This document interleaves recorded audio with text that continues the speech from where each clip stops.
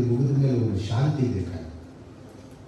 ಬಹಳ ಮುಖ್ಯವಾಗಿ ಮನುಷ್ಯ ಅಲ್ಲಿ ಸ್ಥಿರನಾಗಬೇಕಾಗುತ್ತೆ. ಒಂದು ಸ್ನೇಹಶೀಲವಾಗಿರುವ ಮೈತ್ರಿ ಭಾವದಲ್ಲಿ, ಲೋಕಾನುಕಂಪದಲ್ಲಿ ಬಹುಜನ ಹಿತಾಯ ಬಹುಜನ ಸುಖಾಯ ಅಂತ ಒಂದು ನೆಲೆಗೊಳ್ಳಬೇಕಾಗಿದೆ. ಆಗಲೂ ಬುದ್ಧ ಬೇಕು. ಅದರಿಂದ ಸಿದ್ಧಾನಮೂರ್ತಿ ಸರಿಯಾದ ವಿಧಾನದಲ್ಲಿ ಕ್ರಾಂತಿಯಿಂದ ಆರಂಭಿಸಿ ಈಗ ಈ ಶಾಂತಿಗೆ ಬಂದಿದೆ. ಮತ್ತು ನಾನು ಹೇಳಿದಂತೆ ನಮ್ಮ ಕ್ರಾಂತಿಯ ಆರಂಭ ಆಗಿದ್ದೇ ಇನ್ನೊಂದು ಸಲ ಹೇಳಬೇಕು ಎಂದು ಬುದ್ಧನ ಚಿಂತನೆಗಳಿಂದ. ಇದು ಮುಖ್ಯವಾಗಿರುವಂತಹ ವಿಷಯ. ಇವೆರಡು ಪುಸ್ತಕಗಳು ಹೊಗಳಿಕೆಗೆ ಹೇಳಬಹುದು ಬಹಳ ಉತ್ತಮವಾದ ಕೈಪಿಡಿಗಳ ಥರ ಇದೆ.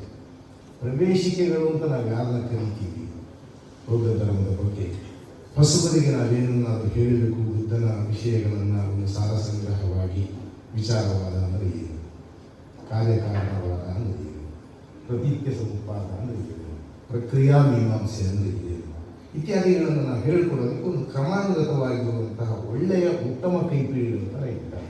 ಇವು ಕೂಡ ಬಹಳ ಅಗತ್ಯ.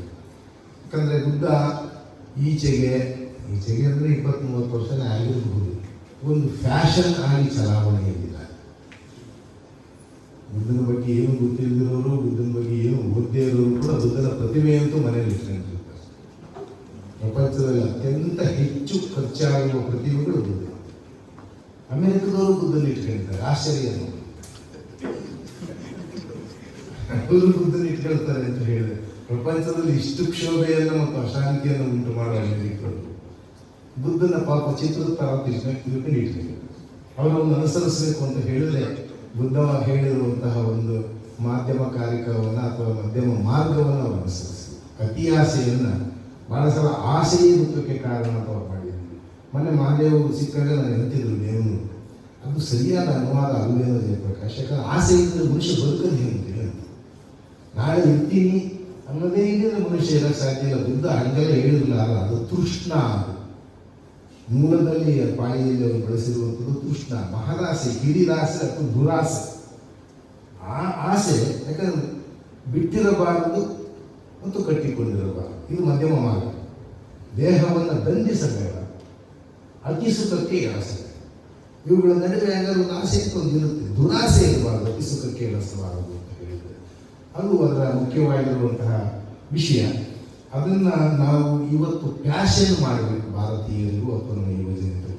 ಬುದ್ಧ ಪ್ರಪಂಚಕ್ಕೆ ಒಂದು ಪ್ಯಾಷನ್ ಆಗಬೇಕು, ಅನುರಕ್ತಿ ಆಗಬೇಕು. ಬರೀ ಫ್ಯಾಷನ್ ಅಲ್ಲ, ಆ ಅನುರಕ್ತಿಯಿಂದ ಮಾತ್ರವೇ ಬಹುಶಃ ಜಗತ್ತು, ಇಂದಿನ ಜಗತ್ತಿಗೆ ಬೇಕಾಗಿರುವ ಬೌದ್ಧ ಧರ್ಮ ಅಂತ ಏನು ಅನುವಾದ ಮಾಡಿದ್ದಾರೆ ಉಪಾಸಕ ಕನ್ನಪ್ಪ ರೆಡ್ಡಿಯವರು, ಅದು ನಮಗೆ ಏನಾದರೂ ಮಾರ್ಗವನ್ನು ತೋರಿಸಬಲ್ಲದೆ ದುರಾಸೆಯನ್ನು ಬಿಟ್ಟಿರುವಂತಹ ಒಂದು ಜಗತ್ತು, ಅತಿಯಾಸೆಯನ್ನು ಬಿಟ್ಟಿರುವಂತಹ ಒಂದು ಜಗತ್ತು ಈ ಯುದ್ಧಗಳನ್ನು ನಿಲ್ಲಿಸೋದಕ್ಕೆ ಸಾಧ್ಯ ಅಂತ ಅನಿಸುತ್ತೆ. ಯಾಕಂದರೆ ಇವತ್ತು ಆಗ್ತಾ ಇರೋದು ಇನ್ನೇನು ಇಲ್ಲ.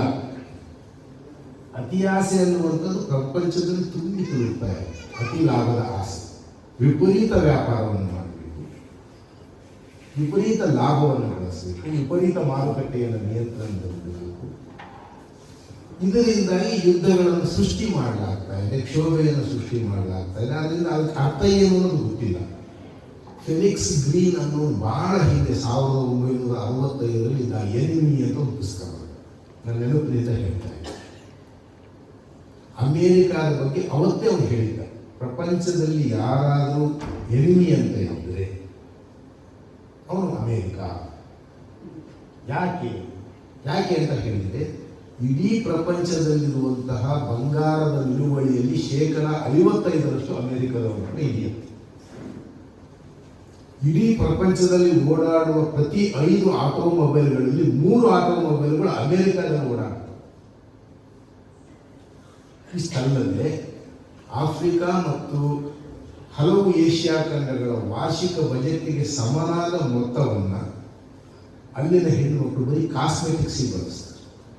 ಆರೋಗ್ಯಶಾಸ್ತ್ರಕ್ಕೂ ಊಟಕ್ಕೂ ಬಟ್ಟೆಗೂ ಅಲ್ಲ, ಬರೀ ಕಾಸ್ಮೆಟಿಕ್ಗಳಿಗೆ ಅವರು ಬಳಸುವ ಹಣದ ಪ್ರಮಾಣ ಎಷ್ಟು ಅಂತ ಹೇಳಿದರೆ, ಇಡೀ ಪ್ರಪಂಚದಲ್ಲಿರುವಂತಹ ಆಫ್ರಿಕಾ ದೇಶದ ಮತ್ತು ಹಲವು ಏಷ್ಯಾ ಖಂಡದ ದೇಶಗಳ ವಾರ್ಷಿಕ ಆಯುರ್ವೇದ ಮೊತ್ತಕ್ಕೆ ಸಮನಾದಂತೆ. ಅಮೆರಿಕಾದ ಜನ ಎಷ್ಟಿದ್ದಾರೆ? 6% ಇದ್ದಾರೆ. ಅದರಲ್ಲಿ ಹೆಣ್ಮಕ್ಳು ಎಷ್ಟಿರ್ತಾರೆ? 3% ಇರ್ತಾರೆ. ಪ್ರಪಂಚದ 3% ಜನ, ಪ್ರಪಂಚದ ಅರ್ಧ ಭಾಗದಷ್ಟು ಜನರ ಮೂಲಭೂತ ಅವಶ್ಯಕತೆಗಳಷ್ಟು ಖರ್ಚನ್ನು ಬರೀ ಕಾಸ್ಮೆಟಿಕ್ಸಿಗೆ ಖರ್ಚು ಮಾಡ್ತಾರೆ ಅಂದರೆ ಮಾಡ್ಲಿ ಪಾಪ, ನಮಗೇನು ಬೇಜಾರಿಲ್ಲ, ಅವ್ರು ಚೆನ್ನಾಗಿ ಕಂಡ್ರೆ ನಮಗೇನು ಬೇಜಾರೇ. ಪ್ರಾಬ್ಲಮ್ ಇರೋದಲ್ಲ, ಇದನ್ನು ಮಾಡೋದಕ್ಕೋಸ್ಕರವಾಗಿ ಪ್ರಪಂಚದಲ್ಲಿ ಅವರು ಉಂಟು ಮಾಡ್ತಾ ಇರುವಂತಹ ಕ್ಷೋಭೆ ಇದೆಯಲ್ಲ, ಇದು ಬಹಳ ಪ್ರಾಬ್ಲಮ್ ಇದೆ. ಅವರು ತಿಂತಾ ಇರೋದಕ್ಕಿಂತ ಚೆಲ್ತಾ ಇರೋದು ಬಹಳ ಜಾಸ್ತಿ, ಅವರು ಬಳಸ್ತಾ ಇರೋದಕ್ಕಿಂತ ವ್ಯರ್ಥ ಮಾಡ್ತಿರೋದು ಬಹಳ ಜಾಸ್ತಿ. ಇವತ್ತು ಅಮೆರಿಕದ ಪಾಪದ ಫಲವನ್ನು ಯುರೋಪಿನ ಅಭಿವೃದ್ಧಿ ಹೊಂದಿರುವ ದೇಶಗಳು ಸೃಷ್ಟಿ ಮಾಡಿರುವ ವೇಸ್ಟೇಜಿನ ಪಾಪವನ್ನು ನಾವೆಲ್ಲ ತಿನ್ನಬೇಕಾಗಿದೆ. ಇವತ್ತು ಯಾಕೆ ಪ್ರಪಂಚದಲ್ಲಿ ಇಷ್ಟ ತಾಪಮಾನ ಇದೆ? ಅದರಿಂದ ಬಹುಶಃ ಬುದ್ಧ ಅವರಿಗೆ ಬಹಳ ಬೇಕು ಕಾಣ, ಅವರಿಗೆ ಅರ್ಥ ಆಗಬೇಕಾಗುತ್ತೆ, ಏನನ್ನೂ ತಗೊಂಡು ಹೋಗೋದಕ್ಕಾಗಲ್ಲ.